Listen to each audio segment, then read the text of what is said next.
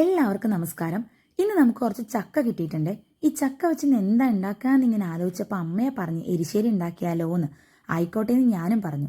അപ്പോഴേക്കും ദേ ഇവിടെ ഒരാൾ കയ്യിൽ എണ്ണയൊക്കെ തടവി ഞാനാണ് ചക്ക മുറിക്കുന്നതെന്നും പറഞ്ഞ് അവിടെ ആദ്യം തന്നെ സീറ്റ് ഉറപ്പിച്ചു. അപ്പോൾ തന്നെ അച്ഛൻ വന്ന് പറഞ്ഞു, വേണ്ട മോളെ ഞാൻ മുറിച്ചോളാന്ന് പറഞ്ഞ് അച്ഛൻ 2 വെട്ടങ്ങൾ ചക്കയ്ക്ക് കൊടുത്തു. ചക്ക ദേ കിടക്കുന്നു 4 പീസ്. പിന്നീടുള്ള പണി അതിൻ്റെ ചുള പറിച്ചെടുക്കലാണ്. ആ ഒരു പണിയിൽ നിന്ന് ഞാൻ പതിയെ പിന്മാറി ആ ദൗത്യം അമ്മയ്ക്കും വല്യമ്മയ്ക്കും ഏൽപ്പിച്ചു. കൂടെ ജാനിക്കുട്ടിയും കൂടിയിട്ടുണ്ടേ.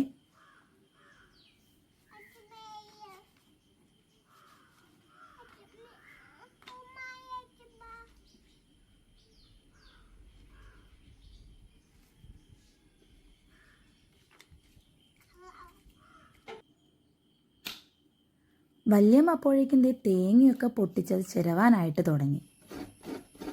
ചിരവുന്ന സമയത്താണ് ഞാൻ പെട്ടെന്നൊരു കാര്യം ഓർത്തു വെച്ചത്. ഇൻഗ്രീഡിയൻസ് ഒന്നും എടുത്തു വെച്ചില്ലല്ലോ. പിന്നെ ഒന്നും നോക്കിയില്ല, അങ്ങോട്ട് എല്ലാം അങ്ങോട്ട് നിരത്തി അങ്ങോട്ട് വെച്ചു. ആദ്യം തന്നെ നമുക്ക് ചക്കയെ പരിചയപ്പെടാം. ചക്കയുടെ കൂടെ കുറച്ച് ചക്കക്കുരുവും കൂടി ഞാൻ ചേർത്തിട്ടുണ്ടേ.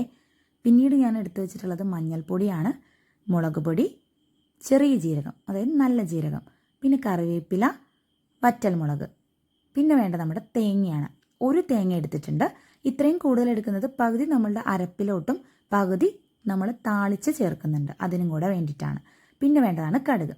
അപ്പോൾ ഇത്രയും സാധനങ്ങൾ കൊണ്ടാണ് നമ്മൾ നമ്മുടെ ചക്ക എരിശ്ശേരി ഉണ്ടാക്കാനായിട്ട് പോകുന്നത്. അപ്പോൾ ഇതെങ്ങനെ ഉണ്ടാക്കുന്നത് നമുക്കൊന്ന് കണ്ടു നോക്കാം.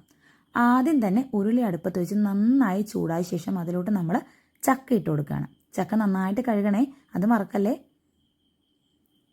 എല്ലാ ചക്കയും നമ്മൾ അതിലോട്ട് നന്നായിട്ട് അങ്ങോട്ട് ഇട്ട് കൊടുക്കാം.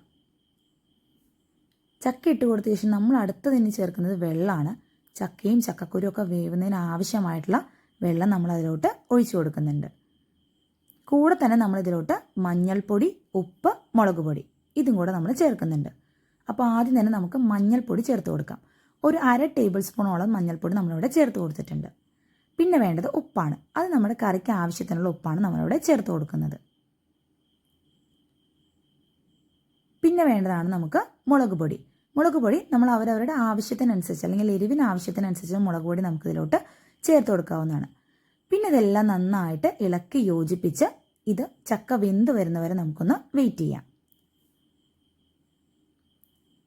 ഇപ്പോൾ ഇത് നന്നായിട്ട് തിളച്ച് ചക്കയൊക്കെ നന്നായിട്ട് ഇങ്ങനെ തിളച്ച് വെന്തുകൊണ്ടിരിക്കുന്നുണ്ട്. ഈ ഒരു ടൈമിൽ നമുക്ക് തേങ്ങയുടെ അരപ്പ് റെഡിയാക്കി വെക്കാം. ഇപ്പോൾ ചക്കയൊക്കെ നന്നായിട്ട് വെന്ത് വെള്ളമൊക്കെ വറ്റി വന്നിട്ടുണ്ട്. ഈ ഒരു ടൈമിലാണ് നമ്മൾ ഇതിലോട്ട് അരപ്പ് ചേർക്കുന്നത്. ഇത് തേങ്ങയും വെള്ളവും മാത്രം അരച്ചെടുത്തിട്ടുള്ളതാണ്. വെള്ളം ചേർത്ത് തേങ്ങ നന്നായിട്ട് അരച്ചെടുത്തിട്ടുള്ളതാണ്. വേറെ ഒന്നും ഇതിൽ ചേർത്തിട്ടില്ല നമ്മൾ. അപ്പോൾ നമ്മളിനി തേങ്ങയും ഈ ചക്കയും കൂടെ നന്നായിട്ട് ഇളക്കി യോജിപ്പിച്ചെടുക്കണം. ഇതിനധികം സമയമൊന്നും വേണ്ട, പെട്ടെന്ന് തന്നെ ഇത് വറ്റിക്കോളും. നമുക്ക് ഇതിൻ്റെ ഒരു വെള്ളം വറ്റുന്നൊരു ടൈം മാത്രമേ ആവശ്യമുള്ളൂ. അടുക്കി പിടിക്കാതെ നന്നായിട്ട് ഇത് ഇളക്കി യോജിപ്പിച്ചെടുക്കാം. നിങ്ങൾക്ക് വേണമെങ്കിൽ തേങ്ങയിൽ ജീരകം ചേർത്ത് അരയ്ക്കാവുന്നതാണ്. ഞാനിവിടെ തേങ്ങ തനിയാണ് അരച്ചിട്ടുള്ളത്. ഇപ്പോൾ കറക്റ്റ് ടെക്സ്ചറായിട്ട് വന്നിട്ടുണ്ട്. ഇനി നമുക്കിത് വാങ്ങി വയ്ക്കാം. എന്നിട്ട് നമുക്കിതിനോട്ട് താളിപ്പ് തയ്യാറാക്കിയെടുക്കാം. താളിപ്പിനായി ചട്ടി ചൂടായ ശേഷം അതിലോട്ട് നമ്മൾ വെളിച്ചെണ്ണയാണ് ഒഴിച്ചു കൊടുക്കുന്നത്. 2 ടേബിൾ സ്പൂണോളം വെളിച്ചെണ്ണ ഞാനിവിടെ ഒഴിച്ചു കൊടുക്കുന്നുണ്ട്. വെളിച്ചെണ്ണ ചൂടായ ശേഷം നമ്മളിതിലോട്ട് കടുകാണ് ഇട്ട് കൊടുക്കുന്നത്. ഒപ്പം തന്നെ കടുക് പൊട്ടിയ ശേഷം ഒപ്പം തന്നെ നമ്മളിതിലോട്ട് വറ്റൽമുളകും കറിവേപ്പിലയും തേങ്ങയും ചെറിയ ജീരകവും കൂടെ ചേർക്കുന്നുണ്ട്. ചെറിയ ജീരകം ഞാൻ അരപ്പിലൂടെ ചേർത്തിട്ടില്ല. തേങ്ങ അരച്ച് ചേർക്കുമ്പോൾ ചെറിയ ജീരകം ചേർക്കാത്തത് കൊണ്ടാണ് ഞാനിവിടെ വെളിച്ചെണ്ണയിൽ ചെറിയ ജീരകം ഇട്ട് കൊടുക്കുന്നത്. അപ്പോൾ നമ്മുടെ ഇപ്പോൾ കടുകിട്ടു, വറ്റൽമുളക് ഇട്ടു, തേങ്ങ ചിരവിയിട്ടിട്ടുണ്ട്, അതുപോലെ തന്നെ ചെറിയ ജീരകം ഇട്ടിട്ടുണ്ട്.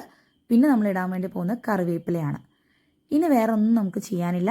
ഇതങ്ങോട്ട് ഇളക്കലോട് ഇളക്കലാണ്. അടി കരിയാതെ നല്ലൊരു ഗോൾഡൻ ബ്രൗൺ കളർ ആവുന്നവരെ നന്നായിട്ടിത് ഇളക്കി കൊടുത്തുകൊണ്ടിരിക്കുക.